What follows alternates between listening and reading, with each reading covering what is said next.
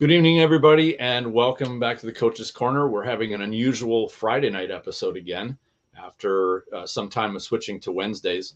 I want to welcome our coach, Sir Barri, as well as Duke Eikbrandr from the Mid-Realm. Tonight, we're going to talk about helping people, when to interject or offer assistance in mentoring and teaching. So welcome, Eikbrandr. It's nice to have you on the show. Hi, thanks a lot. I really appreciate it. I'm looking forward to tonight. Yeah, us too. I want to just say too that the way that this episode came about a few weeks ago, Eikbrandr posted about an experience where he kind of offered to help somebody and it didn't go as well as he thought. And it occurred to me how many times I've had this happen to myself, both in the person offering the help and having other people offer it to me.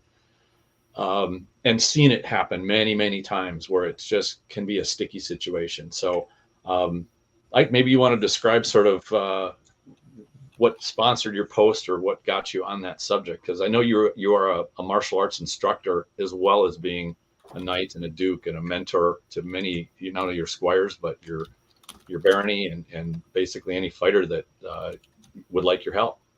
Right. Absolutely. Yeah. Thanks. So what had occurred, and, I've got almost 40 years of, martial arts, training and fighting experience, as well as, in and out of the SCA. And so I've done my best to, try to figure out all the best ways to approach training, both, those fighters who I don't know, those fighters that I just have a very minor acquaintance with, those that don't fight my style, but I understand the style that are being taught. And sometimes I can help those students as well. And then, of course, all my students. But I had this one particular experience, and it sort of set me back just a little bit, made me kind of double think my own way of approaching teaching, specifically for fighters of our SCA art that aren't specifically my students. And I thought I had a really fairly good rapport with this particular individual. And, we were kind of maybe a little past being acquaintances. We were friends. And I'm, confident we still are. But I had done some training with them previously, and, approached it very carefully. Hey, you're fighting really good, but I have some advice to give you if you'd like it. And they had been very positive about receiving that advice. And so about the fourth time when that type of situation had occurred over a number of months, because, again, just kind of somebody that was an acquaintance. But I guess maybe I had thought in my head that we'd kind of gotten past that level of me having to be really careful about how I approach that individual. And so I just said, I've got some advice I want to give you. And sometimes I can be a little strong in, my presence and, my extension of energy, as Tristan, you understand what I'm saying there. Oh yeah. For anybody that's not been in Ike's presence, he does have a commanding presence for sure. But this particular person had not responded to me in a way that they had previously. They kind of looked at me like, I don't really know that I want to receive any advice from you. And, I kind of went, okay, well, I'm sorry. Then we'll just move on. That's fine. I don't mind. And then they said, no, that's okay. I'll take your advice. So I said, are you sure? I've just been really careful. And they said, yeah, I'd like to hear your advice. So I gave the advice. And it all worked out fine, but as I thought about that circumstance more and more into the evening, I'm kind of an extroverted introvert, right? So when I'm just sitting in the depth of my own brain and wondering about things, past, present, and future. I'm like, I wonder if what I did maybe was wrong. I need to reevaluate my approach, my methodology, and things like that. Mm-hmm. And then you start to second guess. I just turned 60, but I don't ever want to be that old dog who can't learn new tricks, right? So I'm like, Jesus, that might have been me. And so I don't like that. I don't want that to be me. So I'm just, I posted something on my Facebook thread, just sharing that to try to get help from all of my compatriots and friends on Facebook, and it helped a lot. So that's when Tristan and Brandon's kind of picked up on the theme and the idea of maybe having this coach's corner. So that's where today comes from. Yeah, and this is something that we've touched on a little bit in previous episodes, but have not really gotten deep into the weeds on it. And I think it is such an important thing for a number of reasons. And we were talking about this a little bit before the show, and that is both Ike and I started in the 80s in the SCA, and the culture that was there in the 80s, 90s is drastically different than the culture now. And that's not just in the SCA. This is the culture in the United States. I'm not going to speak for the whole world, but people change, and the general culture changes quite a bit. Mm-hmm. And this is something I think that is actually a core topic to the health of the society, being a society, a network of people that come together with an intention of helping one another as well as enjoying themselves.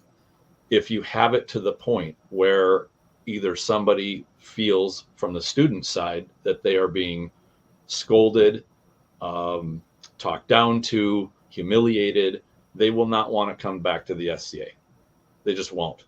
Mm-hmm. Conversely, if you are somebody with experience and you feel when you want to offer somebody to help them, that it's basically thrown in your face that your teaching is not welcome, your input and your advice is not welcome, well, what are you going to do? You're going to retract, and you're going to go, well, if somebody comes to me, I'll teach them, but otherwise I'm going to sit over here quietly and I'm not going to say anything. And I still remember, back a long time ago, and I don't think this part about human nature has changed at all. If somebody gives you the vibe of you have to come over and talk to me, or I'm not going to acknowledge you, that is not a healthy overall experience in any society, any group of people. It's going to seem insular. And I still remember back in the 80s and 90s, and I think that this is still the same way today. If you go into a very large group and you feel that almost repulsive vibe that people say, I don't want you in my camp unless I know you. I don't want to, deal with you unless we were introduced, or things like that. Now you're creating an artificially tall hurdle for new people to try to leap over to get into meeting people, learning from them, having a good, healthy relationship, or having a good, just a pleasant social experience. Aside from learning how to fight or learning how to do any tangible technical things. And that's what struck me with Eikbrandr's comment, was it seemed almost from both sides you could make a case, well, unless they're your student, don't go talk to them. And same way from a new person's standpoint, don't go talk to somebody experienced unless you know them. I'm like, that strikes me as very cold. Mm-hmm. Like that group would be very inhospitable, or it would feel that way. Mm-hmm. And I know the SCA for a long time has been challenged in the recruiting department and in the retention department, and this lands squarely in the retention department. Totally. So that's why I think this is such an important topic. Any comments? Well, I've got some thoughts there. Yeah, Barry. And we were talking earlier before the show. We were talking about our practices and how things were when we started them. I took a long break, but I've been active pretty consistently for about 14 years. And in the Philadelphia area, we've built up quite a nice practice. And we've consistently, recently been getting 13, 14, 15 fighters, and some new people. We've got knights, we've got people that are grant level and getting close. We've got everything there. And we deal with these challenges because one of the things that people have said about our practice is they've used the phrase, it's a very quote unquote chill practice, meaning if you want to show up and just blow off some steam, people will let you do that. If you want to show up and work on something, people will let you do that, or people will help you. So we try to balance all of that. I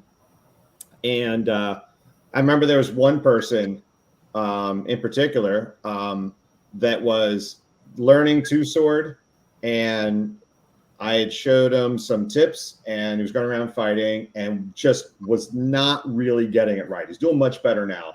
That's my dog. Yeah. He's doing much better now, but at the time he wasn't getting it. I had a couple of people that sort of popped in that were good fighters, and they're like, why is he standing like that? Why is he doing this? And I was like, well, he's a new person. Let him do that. And I even walked up to him once. I was like, hey, I could show you some things if you want, or if you'd rather just fight, you can do that. And he said, I'd rather just fight. Mm-hmm. So, I mean, and I think one of the things that we struggle with, particularly as, you know, the Shiv level or people that are intense enough to be Shiv someday, it's hard for us because you're sitting there with your remote control going, I wouldn't make my character do this. That's wrong. And you're thinking, if I could stop him now, just how much better this person will be. It's like, well, the person might not come back. Mm-hmm. And that's, you know, you have to let them fail. You have to let them kind of learn at their own pace. By the way, with that, I want to share a quick anecdote from Tuesday night. I'll make this one short, but there was two fighters. One's actually a student of mine. The other one is one I have a close relationship with, but her night was actually there. They're about, I'd say one's about 30 practices in, and the other one's maybe 60 practices in, just give me an idea of where they are. And the two of them were fighting, and I walked over, and they're off to the side, and I just kind of like stood there and watched. Already, that's an uncomfortable thing to do, and I had to be cognizant, are they going to be okay with this? And I've done this before, and it seems like they are, but not just anybody can just walk into an area, especially if you give like the judgmental look, you stand there, look down at them. Just having a white belt is enough. Yeah, exactly. So sometimes we need to like soften our language, soften our body language, you know, let them know like, hey, or even say, hey, do you guys mind if I watch? I just like watching other people or whatever. And I remember specifically one of them, their right hand was in the complete wrong position. And the other one, the wrap technique was just completely wrong. And even in my head, I thought, you have to let them fight. They didn't ask you to come over here and stop their fight. They don't have any questions. And if they don't fight, they need that experience, right? They need to see shots coming out. Sometimes they just need to do it wrong for a while. So when you show them the right way, they can make the comparison. And I let them fight. And what I did with both of them individually, I went up and I said, hey, there's something I want to show you we're doing. You know, this is off the field after they had fought. You did this? Yeah. This is off individually. It wasn't in front of people. It was just off to the side. Hey, you know, I saw something you were doing. Can I show you something? And they were both receptive to it. And we even sort of scheduled a time where like, okay, you at the end of practice. And we did that. So I showed how to throw a wrap on the Pell. By the way, you also talked about how different people learn differently. I have this foolproof way to throw a wrap, and part of it was aiming at this target. And he said, that's confusing me. And I said, okay, we'll put this to the side. We're not doing that anymore if you say it's confusing. And then the other one, it was a little weird because I said, hey, do you want to work out this thing I'm talking about? And she said, no. And I kind of came back a little later. I was like, you know, if you want, I can do it. And she's like, all right, let's do it. And even then I had to go like, is she saying no, like not now? Or she is saying like, I'm politely saying no, never, buddy. Like, leave me alone. And so even then with how much do you press the issue? It's hard as skaters. We're not very good at reading body language, a lot of us. So it can be a challenge. Well, we're alpha people when it comes to wanting to teach somebody, right? I mean, there's a lot of, even chivalry who aren't really that into teaching, and they're really not into, wanting to teach. And we have our tournament of chivalry that we do once or twice a year. And our knights are sort of put in a position to, be teachers to, all the unbelts. And I often, behind the scenes with my Shiv brothers and sisters, when I understand the need has arisen try to give them some advice on how to teach, how to approach somebody, how to make it a positive experience for those unbelts who've traveled specifically for teaching, right? Mm-hmm. And we're all teachers here, sitting here tonight, so we have all that background that we can draw on. Like, for example, I'll say, how long have you been fighting this style? What do you want to learn? Who are you learning from? What is your style? I'll ask all that information before we even do our 3 or 5 fights, so that I can recalibrate and formalize in my head what I think is going to be the best route and course of action for that training to be positive and proactive and helpful, right? Mm-hmm. And not everybody can do that, right? I mean, that's a high level teaching skill, right? And yet, I've learned how to do that through my teaching from my mentor and my sensei, which happened to be Duke Laurelin, where he taught me how to multitask and how to discipline my mind, not only for my own training and my own training regimen and building all that for me so that I could get better and doing the drills and all that stuff, but then in time how to be the best teacher I could be. And so I have taken that as well. Yeah, sure. Most of us who are good teachers kind of had that natural kind of tendency, that checkbox half checked anyway, right? But it's a skill that needs to be nurtured and developed.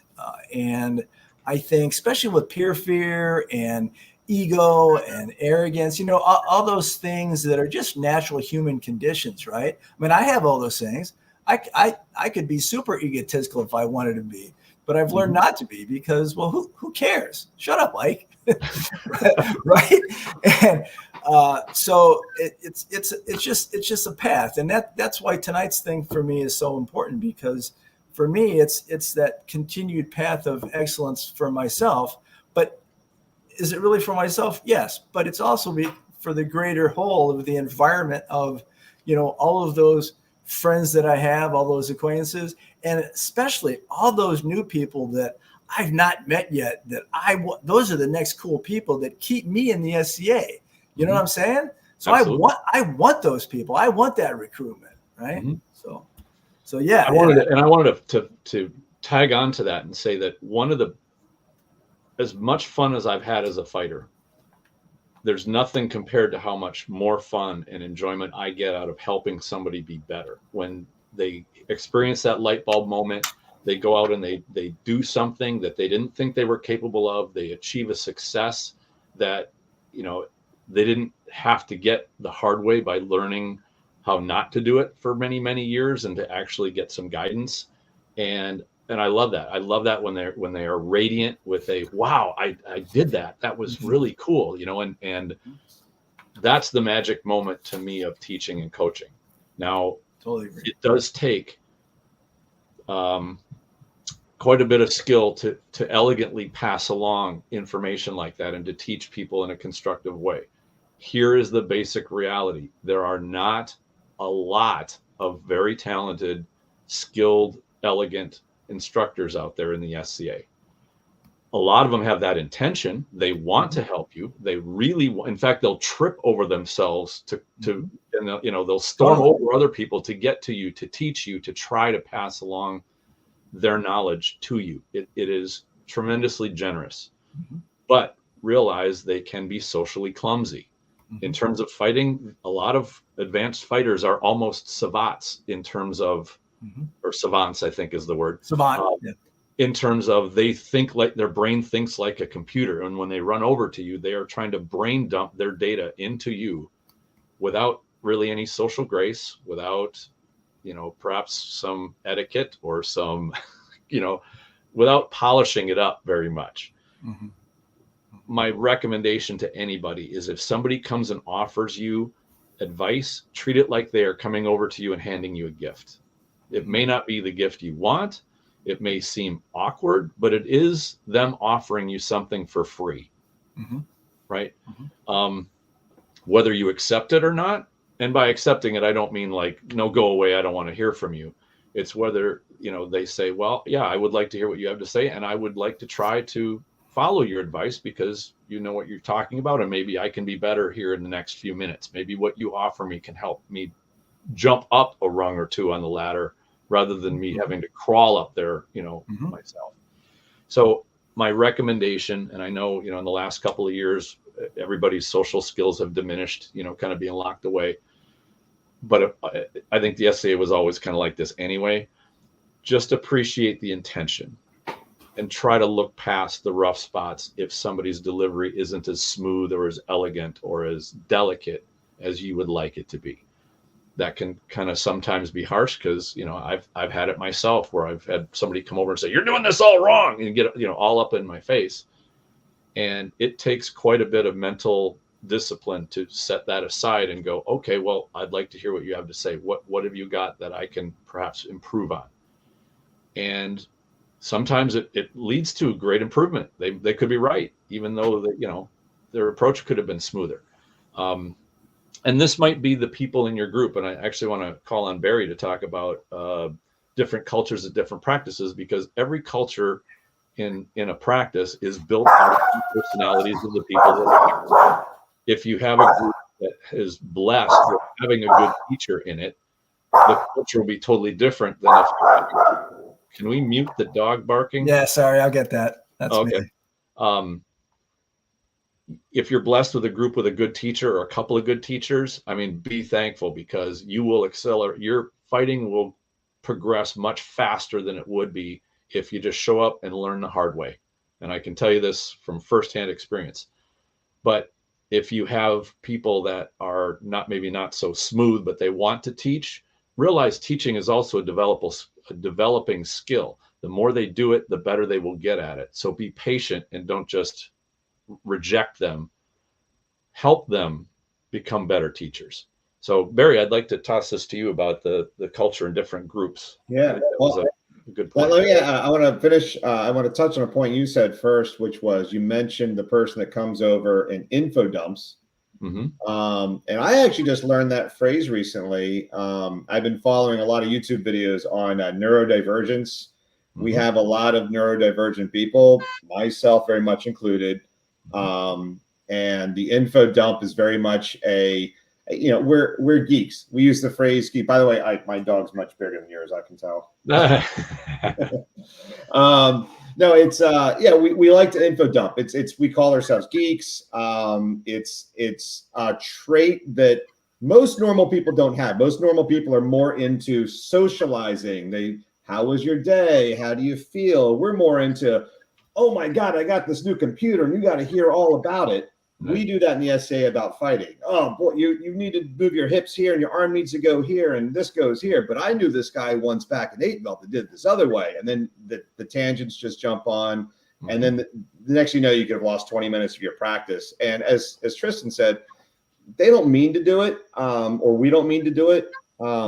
It's part of the nature that we have. To the culture practices, I thought this one was interesting. So again, about 8 years ago, we had somebody from the complete other end of the kingdom. He was in Maine, really good fighter. He was a count, 1 crown back in the 90s, came down to our practice and nobody could beat him. He was just amazing. He was a super nice guy that I found out eventually, but the culture of where he was from was a lot more like a military culture, the way that that part of the kingdom worked. And there was a lot of, sometimes there was like a little bit of group bonding through, it's hard to explain because I've never really gelled with it, but it's this sort of group bonding through kind of being a little overbearing, a little negative toward the newer people coming in, and then kind of getting them to sort of bond in with the group. And there's just a way that things can be approached. And, Philadelphia, South Jersey, New York City, outside of the SCA, just as a culture, does not gel well with that. If you know anything about those areas, we're not Midwesterners. We're not from the Southwest. We're not Californians. We've got our own very culture, and it's a very strong, proud, independent kind of culture. And it took him he worked at it. He turned out to be very, very loved by the area in a short period of time because he recognized that his way of teaching was not going over well, and he really worked at trying to figure out how to kind of handle things a little more smoothly, how to kind of massage someone's ego. You might think maybe someone listening is a knight out there, and you might think, why does somebody with 2 or 3 years of experience, what business do they have having ego? Well, we got egos. Sorry. and sometimes you have to massage that. And then other people, sometimes I feel that I go too far the other way and that I don't give enough help. I don't interrupt enough. And sometimes I worry that people walk away saying like, that practice isn't for me because nobody helps me. You know, clearly they can see I don't know what I'm doing and they didn't come in to help me fix it. And nobody cares. And nobody cares. Exactly. Nobody cares. I just had to write on our local practice page. We had a bunch of new people come in. And I wrote on the page after practice, sometimes we may not talk to you, and don't take it personally. If we got 14 people at practice, sometimes people get lost in the shuffle. And as you guys can relate, what that practice was my number one practice mate. I hadn't seen him in 5 weeks.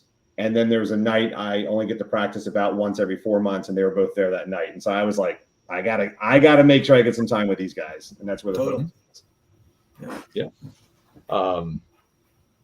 So I wanted to switch to Ike because he wanted to talk a little about fighter practices, like with a culture where you don't have any real teachers. You don't have a very experienced fighter even that's there. You're kind of a smaller group. Is that kind of what you were going for, Eikbrandr? Yes, Tristan. It is exactly what I was going for. The thing that I believe maybe would be relevant for us to talk about just a little bit, maybe to help with some advice to those listening and watching, is, just like Barri, I'm a part of a decent sized barony, and we have, 10 to 20 fighters every practice, and, 3 to 6 nights that show up, et cetera, so we're pretty fortunate that way. But I know there's a lot of SCA groups out there, and even, 2 hours away from us, right? So you might get the random guy driving in for 2 hours one day, or 2 hours for one practice. But generally, their practice is out in the middle of nowhere, and it's three guys fighting, and trying to figure it all out. And that's why there's videos that we do, for sure, and why we do TOCs and things like that. But one of the things that I'd like to just suggest to any of the fighter individuals out there that are kind of living in that kind of environment without really any decent, kind of advanced teacher that they have available to them at a even an irregular basis, is to at events. Or even on, the Facebook, Discord groups, ask for some help. And when I say that, I mean, ask for what videos should I watch? What's Bronos doing? What's Tristan doing, et cetera? Where's Barry's videos, et cetera. But what I'm really trying to suggest is ask for some help or recommendation on who might be able to drive to their practice. Maybe for just one evening every quarter, right? I remember as young Theodoric, I was doing that for a group out in Worcester. It was an hour-and-a-half drive one way, and just 6 guys or so were fighting, and they were like, "Hey, Theo, can you come out and do some training for us? We practice Sunday nights." So I was like, "Yeah, that's great. I practice Wednesdays. I can do that." I did it for a whole summer with another guy up near my group. So I had a ride partner and another fighter too, but just kind of ask. We all in the SCA, we want to be generous. We want to give, right? As we've all talked a little bit about here just tonight, but we can't help in those ways unless we know there's a need. It's really hard. Even if I were to, I could do a search online and throw out all to my network about, hey, I got time to travel. Where can I be of help? But that's really not, the best way to have that happen? The best way is to have somebody, ping me on IM and say, hey, my name is, so-and-so, and, I live about 20 minutes away from you, but I just can't travel to the Cleveland group. Can you give me some advice, some help, or, just talk me through some stuff. I love doing that. I love taking my time to do that. And, and from the standpoint of scale, if you imagine, getting to the point where seasoned instructors or experienced people don't want to go talk to new people, why would they travel an hour and a half to a group that they have no idea who's there? Nobody called them and said, hey, come and teach. They're never going to get in a car. If they're even hesitant to take a 15-foot walk to go over to somebody and say, hey, I'd like to help you out if you're up for it. They'd never do it, So I think that plays into it. Just imagine it on scale. In fact, I wanted to share this story too. And this was a number of years ago in the northern Chicago group. There was a few young fighters there that wanted to learn, and they got on the phone and they called up Duke Sean and said, hey, how about you come on out here for a weekend? I want you to teach it, like have a seminar. And they invited me down, and I joined Sean for that. And on another weekend, they had Brannis come out and do a footwork seminar, which was, I think, one of the best martial arts seminars I've ever attended across the board for martial arts. And, within about 2 or 3 years, you had knights coming out of that group. People were getting knighted because they just picked up the phone and said, hey, would you mind coming out here and helping our group out? Right. That's fantastic. And I mean, practice pays off, but that intention is what really pays off. That sort of thing is absolute gold. And I mean, Sean, Brannis, we all loved going down there to help because they were eager minds that were, that dry sponge that's ready to just absorb, they want, as much knowledge as they can get their hands on. That is the spirit that makes you better. Not of well, I'm too delicate. I don't want to hear about this guy's advice or that guy's advice. It's too much. I don't want anybody talking to me except for maybe this one person, or I'm working on this. You lock yourself in the room, in a very tiny room in your own mind, and you will progress at a very slow rate. It may seem like an organized progression, but it's not. In fact, I want to use this to transition into the poll that Barri posted this last week, which I thought was brilliant. And I wish I would have thought of it, of listing off all of the things that people have experienced with, and from both sides, with that sort of clumsy interaction or the awkward interaction of being taught, or things that they have found frustrating. And the first one, the one that was the most popular, was being told to do the opposite of what someone else told me to do. And I'm going to be the first one to throw myself on this grenade and admit, not only have I been part of that, I've been the very person that has told somebody to do the opposite of what I told them to do. Now, and I want to explain this so that everybody has a decent perspective. We all learn. We all evolve. There is no such thing as a martial art technique that is flawless, that is beyond improvement, that is beyond refinement. And I have kicked myself in the ass for having taught something that what I thought was good later turned out to be, I found something better, and said, you know what I taught you before? Ignore that. That's old technology. That's outdated. There's a better way to do it. So with that, Barri, I want you to jump in on yeah. So for anyone listening, and we're all knights here. Tristan's a Viscount. Ike is a Duke, so I'm the lowest ranking person here. But so we're all knights here, and I don't think that we're really that special, but we did achieve something. And I thought that once I got knighted, that would stop. It hasn't. I have had so many knights tell me that my two-sword fighting, which has gotten pretty good, is wrong. It's all wrong. And they tell me I need to be doing something completely different. Wow. And and I've told some of them. Now, the main teacher I'm learning from right now is Duke Sven out of Anstiora. And some of them are they're kind of older knights. And a lot of times they just remember me from when I was younger. And to me, I'm still just that, 20-year-old they met 20 years ago. Sorry. 30 years ago, 31 years ago. Sorry, I'm getting old. But yeah, I was like, well, I'm using Duke Sven style, and they say who, and I'm thinking you probably shouldn't be giving advice if you don't know who people are in the kingdom right now. But kind of like Tristan said, like sometimes things just evolve, and one example you get sometimes is either it might be a person that's teaching you how it was done 15 years ago because that's when they learned it and they haven't changed their system.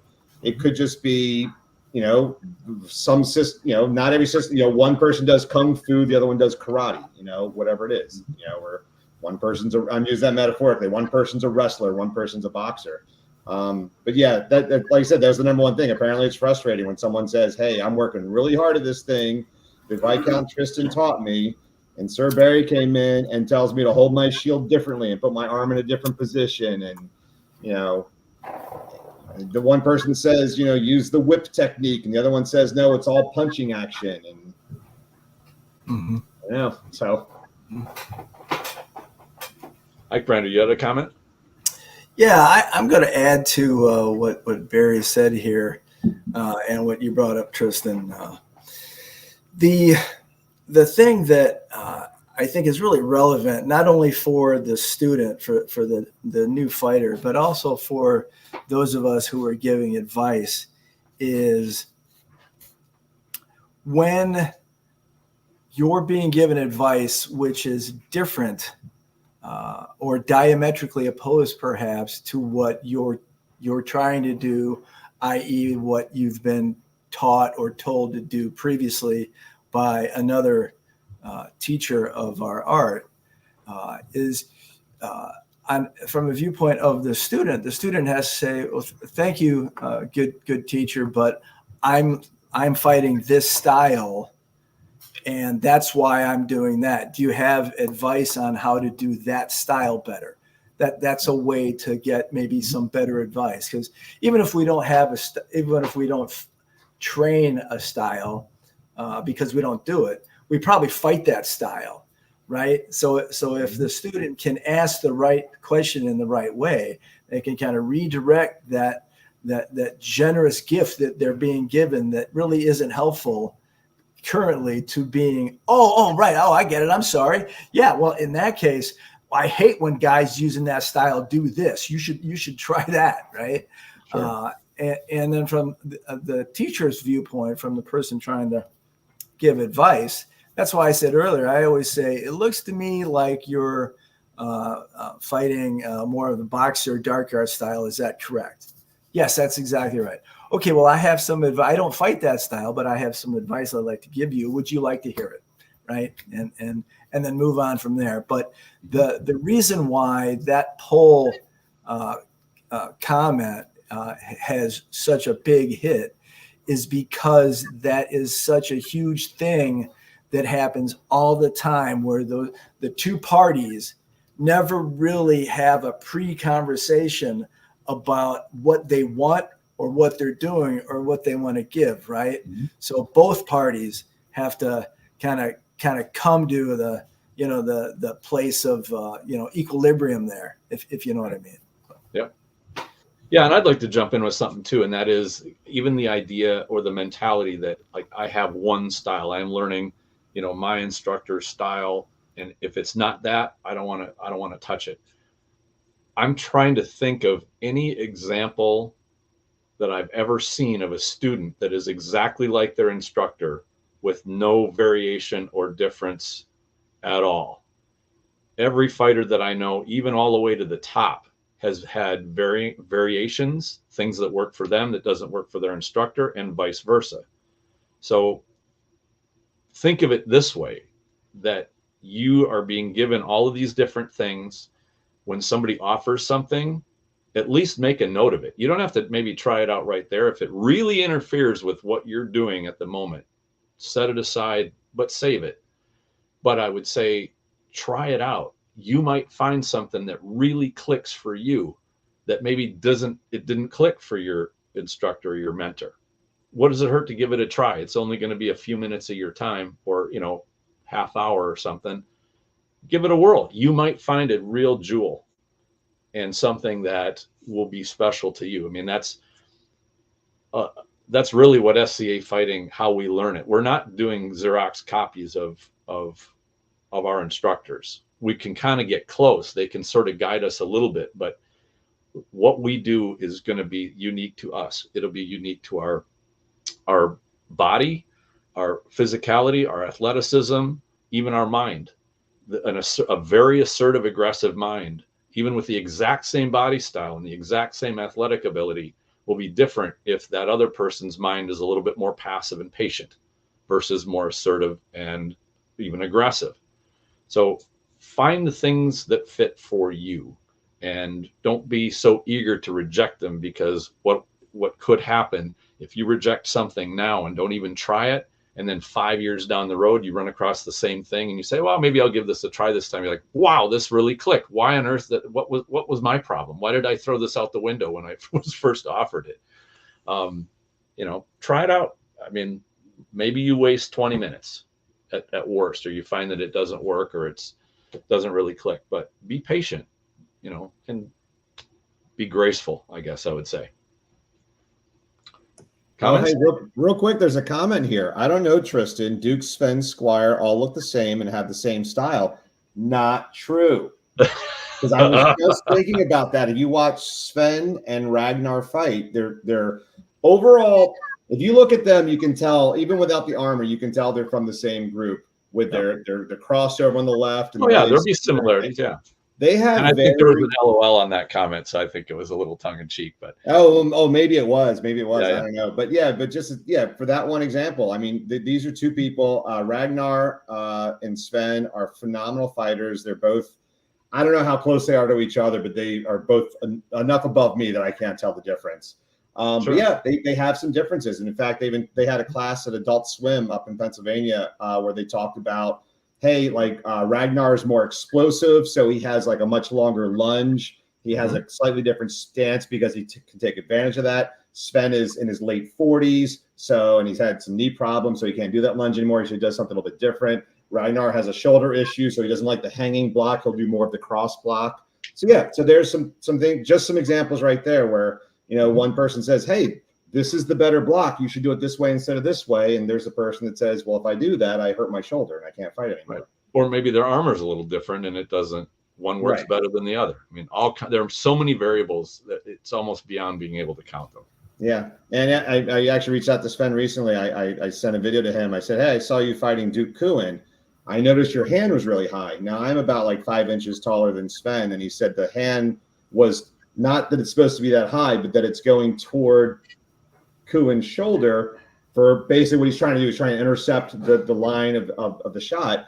And since I'm 5 inches taller, my hand would not be as high compared to my face as it was to his face. So even there's like a body difference, where you would fight somebody. Sure. Well, the next most popular response on the poll was having multiple people hover over me, all trying to add their 2 cents in. I'm having a hard time finding a positive spin on that one. I know we've all seen it. I know we've all done it. I know we've all been targeted by this at some point or other. In my opinion, this is just geeks geeking out. That geeks will geek, and there's nothing, I don't say there's nothing you can do about it, but just kind of let people geek is what I can tell you. Is say, hey, I appreciate the discussion, but I'm kind of fighting over here. Why don't you guys go over and confer, and I'll come over when I'm ready to open my mind up to 8 or 10 different people talking at the same time. And there's nothing wrong with saying, hey, everybody, I can only sort out so much at one time. So give me a little help here. Yeah, I would also add, Tristan, that when I see that kind of thing happening, because that can happen. Oh yeah. I generally will do the following thing, and that is I'll walk up to the group, because it's a bunch of guys, a bunch of fighters, trying to give advice, and they're all just kind of throwing it all kind of together, one big recipe that's not making sense even to me, right? And I'll say, hey guys, why don't we take a minute here and kind of give the fighter a chance to have one of you talk to him about some techniques. The other guys can just listen. have some input, potentially. I'm not trying to, take away anybody's, possible input, but, the energy is so overbearing that the poor student is overwhelmed. Yeah. And I can see it from 30 feet away, guys. Right. So even one person can overwhelm a student, much less a handful of them. Totally. Absolutely, for sure. Yeah. And if you can rescue somebody, it's a good thing to be able to go in and just kind of offer that sage influence of, here, what's going on, and let's let them be able to process. So let's make this clearer.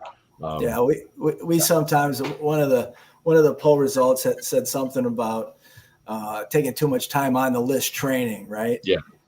And so, I've experienced that too. And I'm sure I've done it back in the day. And I try to avoid that, eminently, because there's everybody in line. There's only so much room to fight, at least at our practice, And so when somebody goes, oh, here, let me show you that, and they take 5, 6, 7 minutes, because fundamentally it might take that long to teach a lesson, but hey, we all want to fight. We're waiting now. The list is not that's not a training list.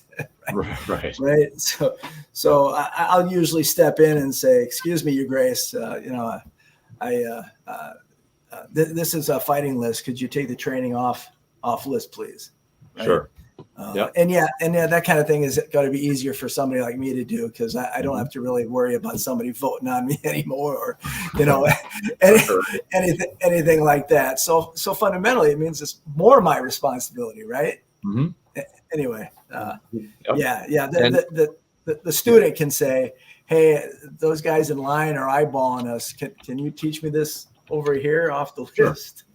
Yeah, absolutely. And if nobody comes to save you and you feel like you're flooded, you can easily just say, hey, I'm really overwhelmed right now.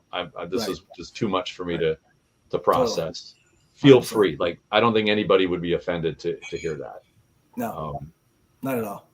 Appreciative, actually. I'm exactly. Sorry, help me sort this out. Just make it real simple.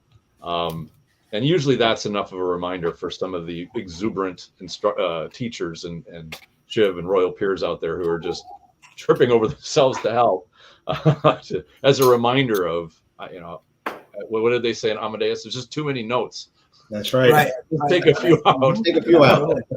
There's only so many notes you can hear in an evening. Yeah. Mm-hmm. Can I jump in on this? Yeah, absolutely. So a couple of thoughts there. A thought on the getting out of it. So from the student perspective, or in this case, the student who didn't even know they were a student, they were just fighting. And then I had a practice like that several years ago with a person who was actually a student of mine. Somebody came in and just, we were doing spear fighting, and this was a fencer and wanted to show like a very specific, disengage and fire technique. And next thing you know, we have 3, and I got sucked into this too. I was bad about this. We were like, okay, no, this is what the thing, and he didn't get it right the first time. So we were just determined not to let him go until he got that technique right. Poor guy. Yeah, I know. So at some point he finally said, I just kind of wanted to come here to fight, and I haven't got to do that yet. And we're like, and all 3 of us were like, oh my God, we're so sorry. Go ahead, go fight somebody. So he goes to the other side of the room and he starts fighting. And there's a knight on the other side who says, wait a second, why are you doing that? Stop. And we're like, no, leave him alone. Leave him alone. He just came here to fight. So, but yeah, he fortunately, he just spoke up. And I think a lot of times you said you might have to say something, a little gingerly. And hopefully our culture is enough now that if you say, hey, I just want to fight, or I'm overwhelmed, hopefully the person will listen. And I think more often than not, they will. And on the other side of things, yes, as teachers, if we recognize that as knights or royals, or if you're the highest ranked person in the practice, or just the person that everybody's most comfortable around, maybe you're the knight marshal, maybe you're just the regular person that people have known for a long time. There's things you can do to try to rescue them if you see it. I've heard in some cases where like a royal peer will just walk by and say, so-and-so, Johann, we're done here. Come on. They just pull them out, if they have that relationship. I had one a couple of weeks ago where I said, hey, all right, we've done a lot of talking here. How about this? Let's do 5 more passes, and you can do whatever you want. You don't even have to listen to anything we said, and just do whatever you want, and we'll do 5 passes. And then we did 1 pass, and then someone said, wait, I think I saw something there. Can I just say something? And I was like, no, we agreed on 5 passes. We agreed on 5 passes. And so, yeah, so that's, sometimes you just have to do that stuff. So, you know, and so if you're a teacher and you're hopefully as far along as we are on this, maybe a little further than us, recognize those things, please rescue people if you can. do what you can to try to help out. You know, one of the things too, and I fell into this trap big time many years ago, just in my exuberance to help other people. Like, I was very eager for them to get better. And I, you know, first one was the brain dump. I realized, as much as I would like to just pass along everything that I've learned in a 3-minute conversation, I realized there was an absorption rate. You just cannot dump more than, you know, 1, maybe 2 things at a time on somebody. It takes time. But the other thing was, and this is, I think every knight should know this, every teacher, everybody who mentors, when you're watching somebody fight, don't just watch for one mistake and then jump in on them. Watch and see, is it a consistent mistake? Like, did they just miss a piece of footwork, or they're, you know, doing some kind of incorrect movement? Don't just jump on it at the first instance. Watch them for 5-10 minutes and see if they do it regularly. See if it's a habit. There's a difference between correcting a single lone mistake and then addressing what is an ingrained habit. That helped me as a teacher and mentor and instructor become far more patient and kind of calm myself, but it also helped build my analytical, my analysis of watching somebody, of trying to pick, and this is what I picked up from watching Brannis do it, is he would always go for what is the most obvious mistake that's being made consistently. Just address that one thing. And that was so profound with what I watched him do to help people that he would help. For God's sake, don't try to fix everything. Just fix the one biggest thing and let that progression sink and absorb. And I mean, that to me was very effective instruction. You know, it's funny, Tristan, I had somebody watch a video of me fight. Video's maybe 20 or 30 seconds long. I fight 2-sword. And person said, you know, you only throw with your right hand. And my response was, you know, it's funny, Duke so-and-so 2 weeks ago said I only throw with my left hand. You know, right. It's like, yeah, you watch 20 seconds of me fighting. That wasn't all of my tricks. That was what I was not enough of a sample base, as they would say in the scientific realm. Yeah. So really quick, there's a comment here from YouTube, which is the comment. So, you know, as I see, get all that swamping in the beginning of the career, but sometimes you don't see that at the end of, you know, when you want the attention. So I think Eikbrandr brought this up a little earlier, but might be worth talking about how you go about getting that attention when you want it.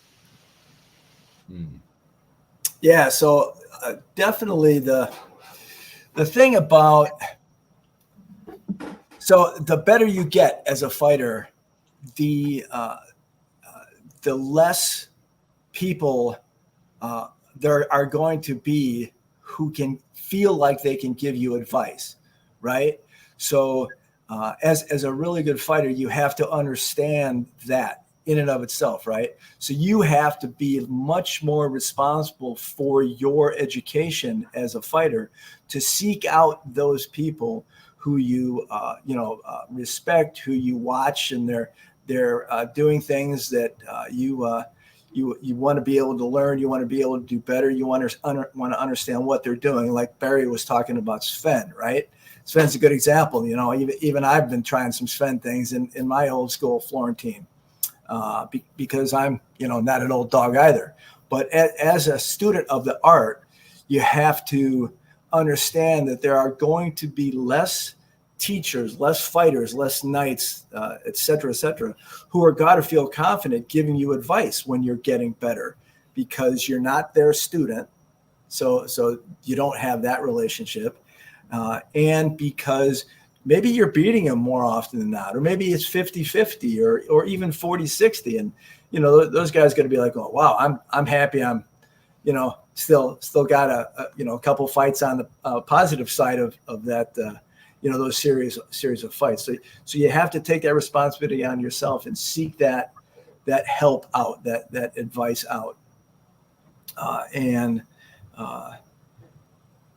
there's a lot of different ways to do that. Again, like I said earlier, you can do it online, you can do it face to face.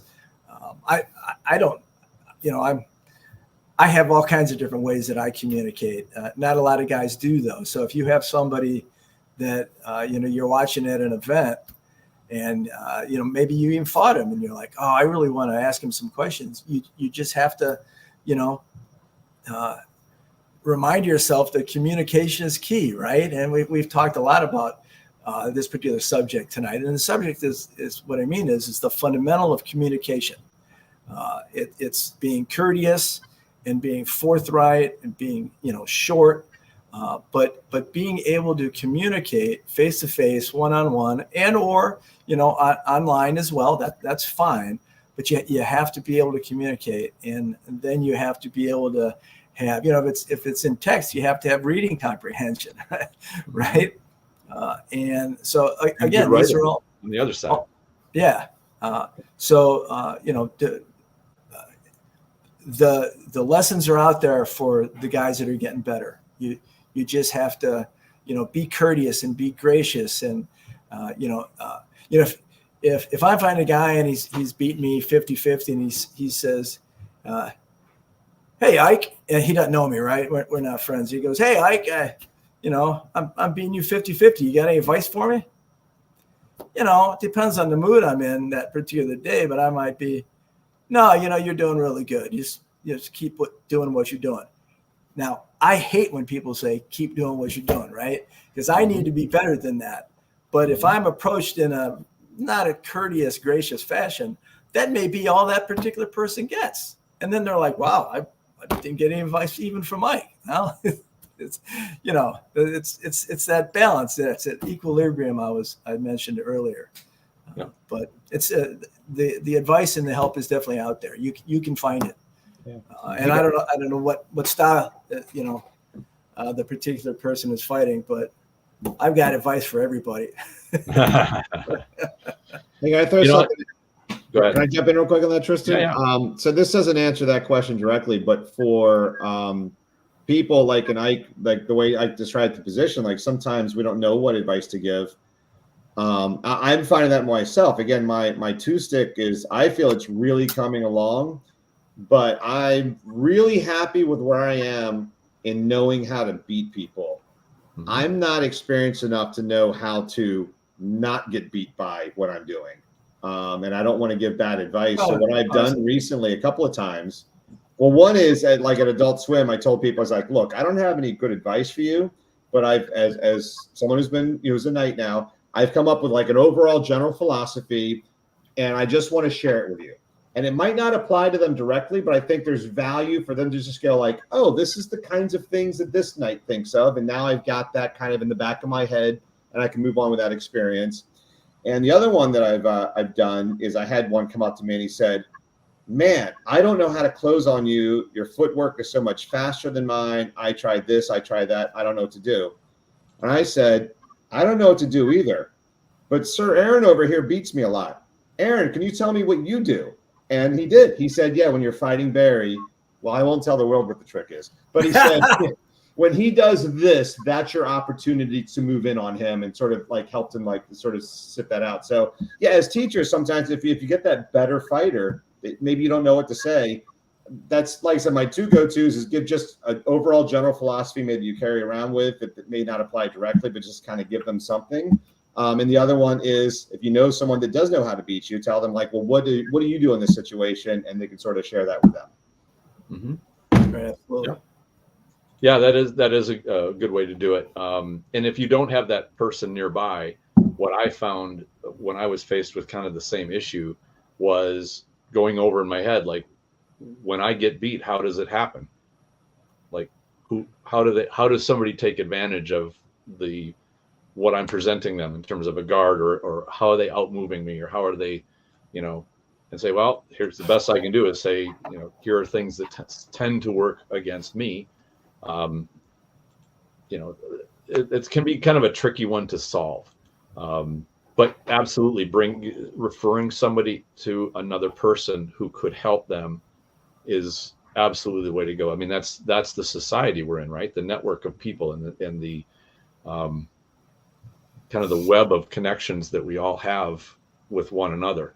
You know, and the Laurels will do that too. It's like, you know, it's like, how do I make a bow? Well, I don't know how to make one, but I know who does, and I'm going to send you to them because that's what they do. Just makes the most sense. Now we kind of touched on this, and I wanted to bring this up too. This was on the poll, being talked down to. And I think all of us have gone through this. I know that I have, and it doesn't, at first it seems like this might be that it's the royal peer or the knight, and you are the, you know, squire or the, you know, unbelt. And yes, it can happen that way. And some people take on that demeanor as an instructor where they kind of are almost half scolding you, half humiliating you, trying to kind of stoke you into trying to change. But I've also been talked down to by people that are the unbelts or that are the squires, feeling like, well, if I can tell a knight off, then that makes me kind of a big shot, is the feeling I got from it. Because whenever I will go and offer somebody something, I earnestly want them to be better. And I would like to give them, you know, something that they can take and make themselves into something better than they were before. So I always thought it kind of weird when somebody sort of would take pride in saying, well, you know, I don't know why I'm going to listen to you, or I got my own thing going, and being talked down to me, whether it's going up or going down, you know, the order of precedence or however you want to look at it, is merely a mental thing. It is having the old school term would be having a bad attitude. If somebody's trying to offer you help and you say basically go screw yourself, that's a bad attitude. And it doesn't matter whether you're on top or on the bottom. Clearly, if you're a mentor or instructor or a, you know, senior experienced person, don't talk down to people. Earnestly try to help them. Give them the feeling like you want to invest even a little bit in their growth. That will be received much better than walking over like, you know, Mr. Grumpy old drill instructor who decides he's going to dress this young kid down. You know, maybe even they deserve it, but you're not going to get anywhere that way. So I'd say from both sides of this, and I've seen more and more, you know, back in the 90s, that era, I can't even imagine somebody having a knight come over and talk to them and say, hey, I've got a tip for you. If you know, let me show you something, and have them go, no, thanks. That was just not even a thing. It was like, wow, thank you for taking some time out and coming over and trying to help me, was the general attitude. So I think this is kind of a culture thing just throughout the country, no matter SCA or not. There's kind of a lot of almost defiant anger in people. And just as a thing of psychology, just try to let that go. Don't be angry with other people. Be appreciative that they want to help you. I think our society would be much better if people would have a little more grace and positivity in their heart than respond with anger when somebody comes to approach them. So sorry, that was a bit long, but Yeah, well, I wanted to address that one because it really is a poison, not just for fighters, but just across the board for human interaction. It's a toxin. So it's funny, the talking down thing. And I was thinking about this. I had this happen this weekend. So I helped run the our regional melee practices. We're getting ready for Penzic. Mm-hmm. We're going to beat the crap out of the mid-rum again. Wait, did we win last year? I can't remember. But anyway, last year you didn't, but whatever. No, I don't think we won last year. Anyway, we'll do it. This year we're going to win. But anyway, and I got to a point in our practice where, and I hated it when people did this 10 years ago, where we're doing a drill where we're doing a melee scenario where we're clearing a hut. And at some point we were trying to get a pulse chart, or we're trying to get a column charge ready to go. Now it was we only had like 15 fighters, so we had like 3 shields on our side. In order to get this to work, we needed to have all 3 shields together, all going at once. And right around the time I was getting ready to call the charge, 1 or 2 of them would die because the thing they were doing that was wrong was they were just standing too close to the spears and they were getting hit when they didn't need to be there. We needed them, at least for our strategy, to be back so we could get them together and push them forward. And I remember I called hold, and even then I was like, oh God, I hated it when knights would do this. So I called hold, and the first thing I said was like, guys, don't just stand there and get stabbed in the face. And then I stopped and I went, all right, hold on. Everyone's doing a great job. You're doing a really, really good job. But the one thing that we need to work on now, like I had to really reset myself and be like, nobody wants to just get yelled at for something that obviously they wouldn't have stood there if they knew that that wasn't the right thing to do.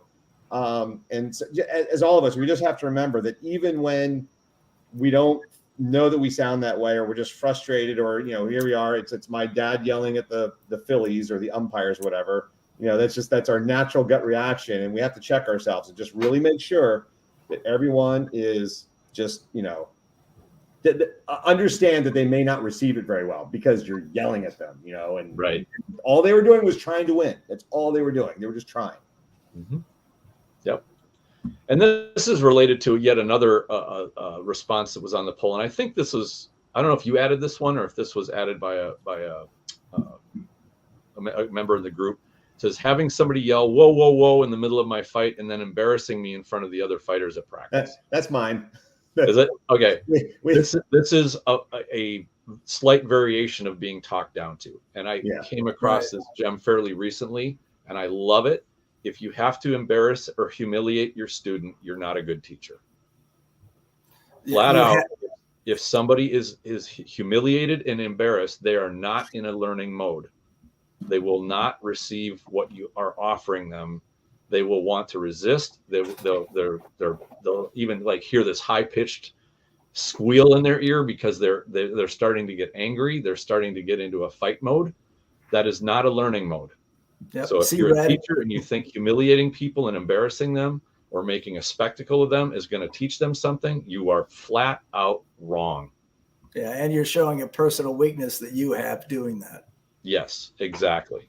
So I find it's good to, like Barry said, start with some positivity. Say, you know, hey, I see you're doing some really great things over here. I love watching you. You know, your footwork has got some great stuff to it. You know, how about we add to it? Or I've got something that, you know, you can maybe adjust. Think of it like a casual conversation with a friend, not a dress down or not a beat down. You'll always get a better response that way. Yeah, I had just to throw into that. So Tristan, I know Tristan runs a martial arts school, has a lot of experience with that outside of the SCA. Duke Eikbrandr obviously has a lot of really long experience. One of my experiences, I actually used to be a high school teacher. And that's one of the things that they actually teach in college, you know, education. They call it pedagogy, like how do you teach people? Mm-hmm. And they refer to it as the safe environment. So if a student comes in a safe environment, what it means is they feel like they can ask any question and they're not going to be embarrassed in front of everybody. You know, they can ask the dumbest question in the world. You know, they can say, hey, what state is New York in? Or, you know, what state is Ohio in? You're like, Ohio's a state, you know, or where's the country of Africa, whatever that is. Right. And once you start embarrassing them, they shut down and they just stop trying. Because their only goal at that point is, I'm here to not get embarrassed, so I'm not going to try anything that's out of the ordinary. And that's just not a good place for people to be. And even if they could manage to learn and eventually become a knight or a commander or a teacher of some sort, they're not going to be that good because they're not going to have ever had those experiences of learning and trying new things. I mean, this game constantly evolves because we're trying new things. It doesn't look like it does in the 70s anymore. Exactly. You know, it's funny you bring this up because just the other day I heard of it was a experiment with rats. It was a psychology experiment. They would put a rat in a cage and they would put some shocks to the floor, like it would be a metal floor. And the rat would get so demoralized that he would just, because he didn't know where this pain was coming from, that he would just curl up on the floor and just, like, he didn't want to move around or do anything. He just completely took away his will to do anything. But then they changed it and they put 2 rats in that same cage and they started doing these random shocks. and the rats figured that it was the other rat that was causing the pain, and they would actually attack each other. Wow. Mm. Yeah. Because there had to be some explanation for this, and I would be concerned that if you talk about how humans interact with each other, if they go to practice and they're regularly getting humiliated or embarrassed, they'll start being angry with the people around them, and not just the ones that humiliated them. They might actually express resentment or contempt for everybody there, or they might think, well, this is the normal culture of this group, and that's not cool. And then of course they'll stop showing up, or they will lose their, Right. or they'll keep showing up and they'll just be angry. Like, who wants to be in that group? Like, nobody would. Yeah. Or maybe they'll become jerks too because they're just modeling your behavior. Right, exactly. They start copying it and whatnot. So that behavior spreads, and I think there's also a way, like we talked about, responding when you get flooded with everybody. Say, hey, I'm getting flooded. I don't think there's anything wrong with saying, I don't appreciate being spoken to like this, and please change your approach if you really want me. If your intention here is to improve my performance, you're going to need to find a different way to do it. Now, it can be tough to keep that calm when your brain is starting to go into attack mode because you feel humiliated, but right. You can provide that feedback, either on the spot or maybe come later and say, after you've calmed down, say, when you came over, you kind of got me upset, and that wasn't cool. If your goal was to teach me, it didn't do that at all. Mm-hmm. So, that can be tricky. And I know that, especially for unbelts or squires to go to a knight or a royal peer and tell them that. Yeah, that's tough. That could be very tough. But, it's, give it some thought. You don't necessarily have to, but for all those mentors and teachers out there and instructors, really think about how you are going to get what you want into that mind of the student effectively. Yeah, I have a couple thoughts. Yeah, go ahead. So one of the things that I teach and we try to teach in my Barri, relevant to communication and kind of trying to have that ability to tell somebody, hey, your approach is wrong, right? And or whatever the case might be, is we do our best with our our close students to tell them, give them communication skills, learning and teaching. But fundamentally, I tell all my people, and even people that aren't my direct students, look, if you are having an experience with somebody who's trying to help you out, trying to give you advice, or just they're doing something that's upsetting you, on or off the list, come and see me. And you don't feel comfortable talking to them about this thing, come and see me. Let me know. I will go and talk to them about it.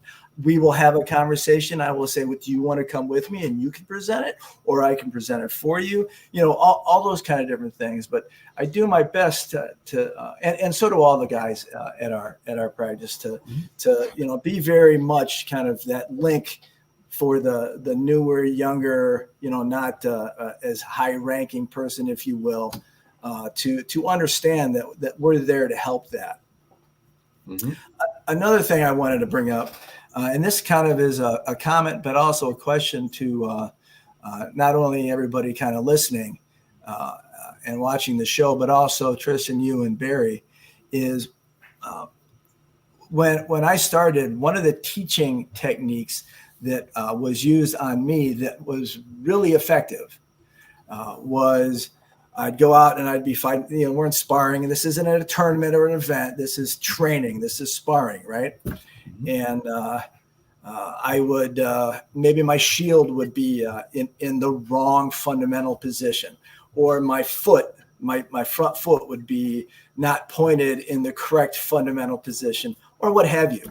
And my sensei, my teacher, would holler at me from outside of the list, straighten your foot, get your shield between your eyes, et cetera, right? And immediately, I want to be a good student. And then I'd snap into that correct position. And I don't really do that with my students anymore, but I randomly do sometimes. So I'm having this kind of give and take kind of argument with myself over about the last 6 months. I want to do that more because that speaks to their hindbrain, right? Tristan, you know this as a martial arts teacher. So because we want to teach their hindbrain to do that, to observe that for themselves, right? But that's one of the techniques to drive that kind of lesson planning, that every nanosecond, right? But from a viewpoint of my question is, in the world we live in today, that I think might come across to somebody who has no perception or no awareness of who I am and why I'm doing that and who that person is relative to my training structure, my student structure, or what have you, is that it can easily come across as, why is that graybeard dude yelling at that kid? Right. So, like I said, I'm kind of curious what you guys kind of think, if you have any insight or suggestions in that regard. Thank you. Yeah, to me, the biggest one is that it's the relationship between you and the instructor.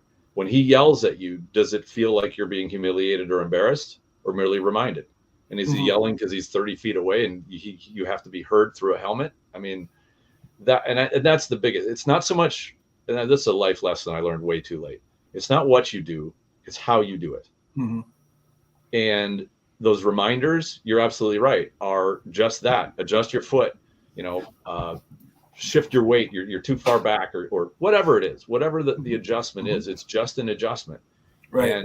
I'm having this with a current student, and that is, they're dealing with, here's how it goes. I'll let you figure out how to describe this. So I'll be standing there and they'll be doing a technique, and I'll say, you need to step with the other foot. Oh, I know. And then I'll watch them do it again. So you still need to step with the other foot. Well, I know. Okay. And I'll just, because I'm not criticizing their character, I'm not doing anything except saying, step with the foot you're not stepping with. That's the foot you're supposed to step with. Just do it this particular way. But when the ego comes into play to say, well, yeah, I know to do that, then it's the dialogue we've all heard a million times. Then why aren't you doing it? If you know to do it, then do it that way. And again, this is a hard dialogue to have with a beginning student, because you're saying, I'm talking to your lizard brain back there. I'm not talking to your conscious brain, who's heard me say you have to step with the right foot. That part gets it. It's the body that's not getting it. So burning that pattern in is merely a series of reminders. But if the student has the attitude of pride to say, you've already described this, I understand it, then to say, that's good. That's good that your brain understands it. And you can dialogue about me with this, but your body hasn't gotten it yet. It's on a whole different planet. So now we need to get your body and your mind going the same direction. And that can be a challenge. Right. I've got two thoughts on that. One is, to that point, okay, the other point is going to be the last lecture. Remember I said that. On that point, something that Sir Sive, the new Sir Sive, said recently, we both have a very similar way of dealing with advice, which is, for example, Tristan, if you said you're stepping with the wrong foot, I would say, I would tell you why I was stepping with the wrong foot. And the initial, anyone would think, I'm not listening to you. I've already decided I'm going to do it differently, and that's the plan I've made. And so, but sometimes, like Sive and myself, we do this because just the way we're wired, we feel like we need to explain the thought process that led us to do that, just so you have all the information, right? And I've learned to tell people who's giving me advice, I'll say, well, whatever it is, step your foot this way. I'll say this. I'll say, I'm going to tell you why I was stepping the other way, and it's going to sound like I'm making an excuse. I am listening. This is how I process. I just want you to hear me out. And I've learned to do that. So for any students to do that, I've learned to do that so that you don't just give up on me, right? So you don't think I'm just making excuses. And then I'll go through the whole process and then say, now, please explain to me like why it was different. Now, in this case, that doesn't track directly with what you're saying. Like they already understood why. But I think from the student standpoint, like you said, if you say, I know, or give excuses or whatever, understand how that's going to be perceived. And if you want to get instruction from people, just understand how it's going to be perceived and try to adjust that. Yeah.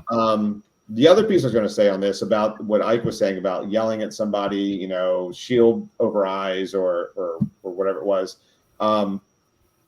If anyone's ever seen The Last Lecture, if you haven't seen it, it's really good. It's on YouTube. The Last Lecture with Randy Pausch. It was a series of lectures at Carnegie Mellon, and it was the concept is, if you had one last lecture to give, what would it be?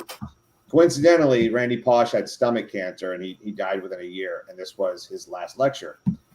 Brilliant guy. He did like a lot on virtual reality and cinematic special effects and stuff.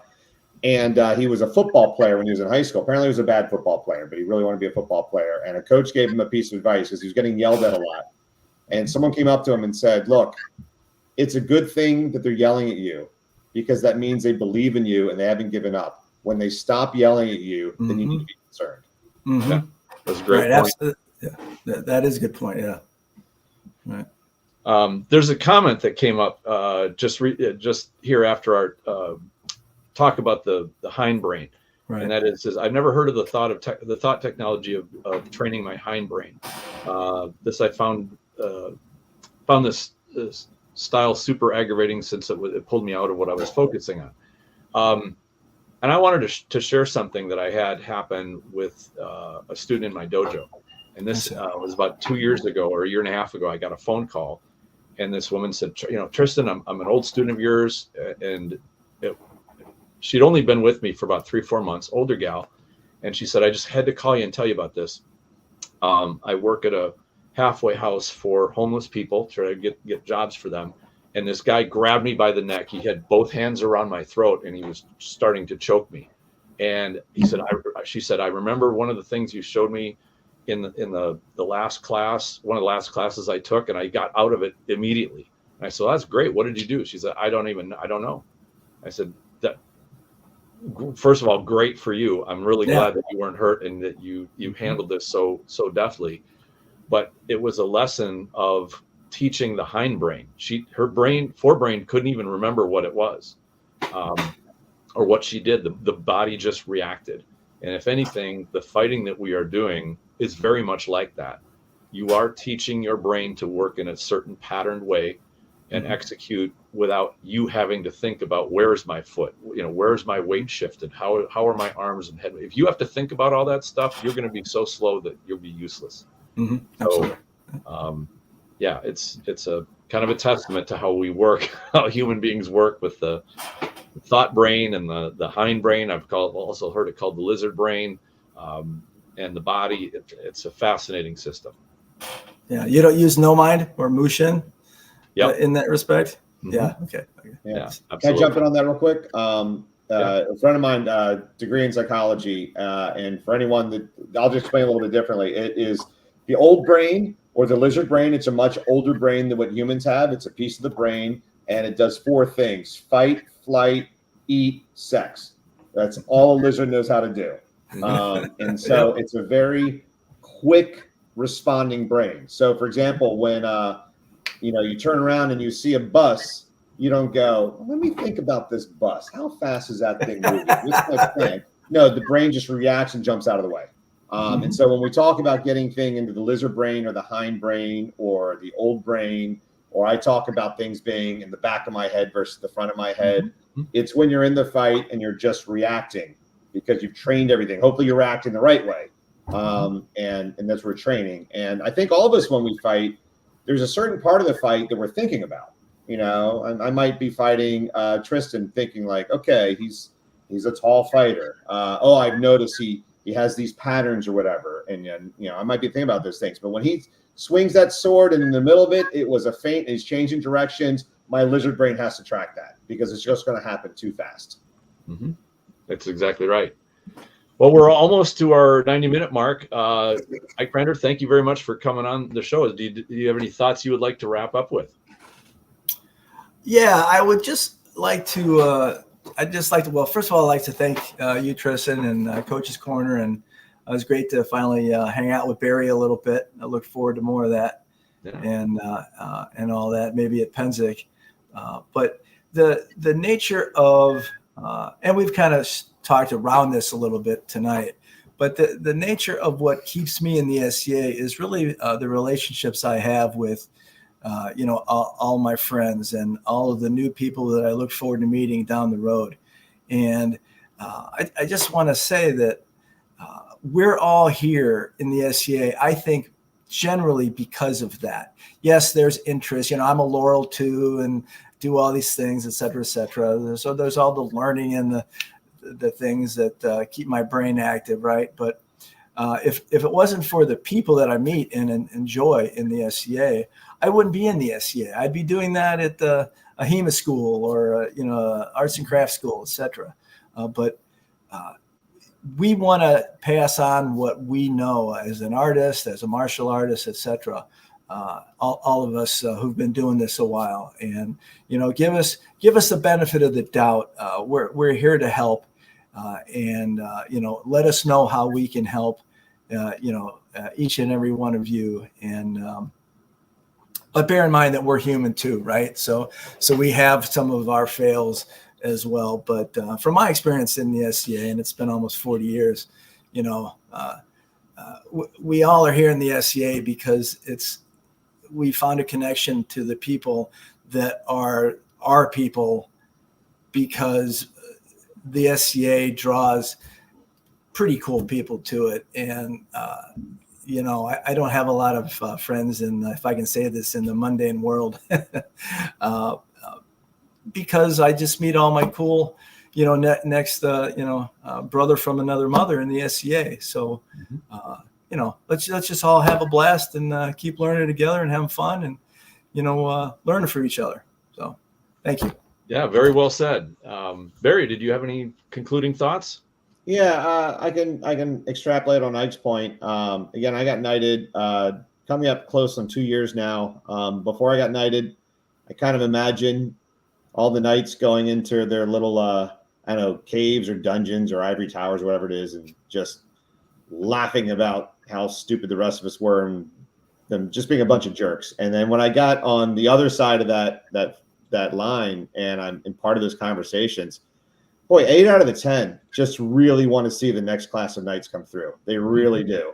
And I'm the same thing with the next class of grant level awards. And we get excited about when we see someone get their first AOA award or whatever. Like, it's really exciting because it's almost like having your own children and grandchildren. And like, so much of your focus is bringing them up so they can experience the same things that you do. So as Ike said, it's, the heart 9 times out of 10 is in the right place, and we try our best with the actual methods. So there we are. And if you're on the other side, remember, sometimes you aren't perceived so well. So just be mindful of that and do your best.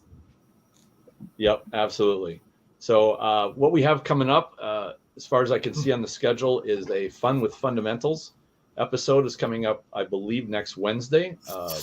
There may be some scheduling funkiness with it, but as far as I know, it's going to be next Wednesday. What are the most basic fundamentals of heavy fighting and how to teach them? So this is going to be kind of a practical discussion. So I hope you can join us for that. And I hope everybody had a great time tonight. Thank you very much for joining us. And we really love the questions and comments.